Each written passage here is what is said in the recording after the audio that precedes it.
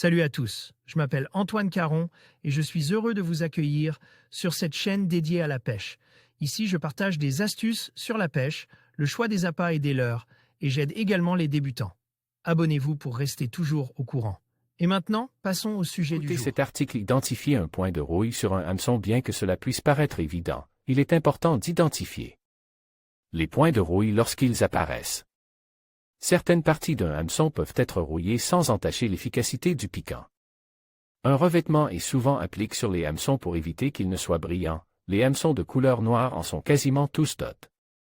Ce revêtement a tendance à rouiller rapidement, surtout lorsqu'il a été en contact avec un rocher ou les dents d'un poisson.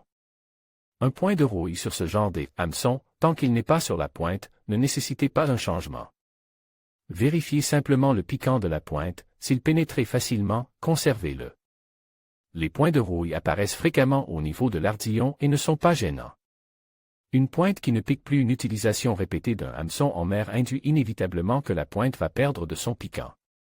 Bien évidemment, un hameçon de mauvaise qualité s'émoussera plus vite qu'un hameçon haut de gamme. Toutefois, les meilleurs hameçons du marché ne sont pas pour autant indestructibles.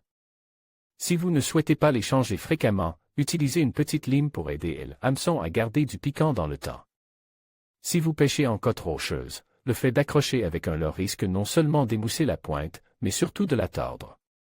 Lorsque la pointe d'un hameçon est tordue, de l'ordre de quelques millimètres, le piquant disparaît totalement. Vous pouvez alors choisir de retordre cette pointe en prenant le risque qu'elle casse, mais cela peut être une bonne option si vous n'avez pas de quoi changer le hameçon au bord de l'eau. Un hameçon ouvert. Certains modèles des hameçons peuvent parfois s'ouvrir sous la tension. Un hameçon ouvert peut très bien être remis en place sous réserve que le matériau qui le compose n'est pas cassant.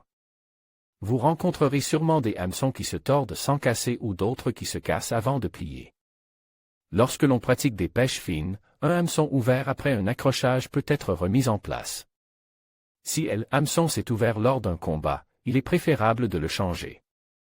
Pour les pêches sportives comme le thon ou les divers pélagiques, un hameçon ouvert doit obligatoirement être changé. J'ai déjà pu rencontrer des problèmes avec un hameçon triple dont une branche est tordue ou cassée, qui fonctionnait encore parfaitement avec les deux branches restantes. Bien sûr, un hameçon triple à deux branches n'est plus un hameçon triple, mais en action de pêche nous n'avons pas toujours le temps de le remplacer. Certains poissons dont la mâchoire est puissante peuvent également vous écraser les hameçons en les repliant sur eux-mêmes et les rendre totalement inefficaces.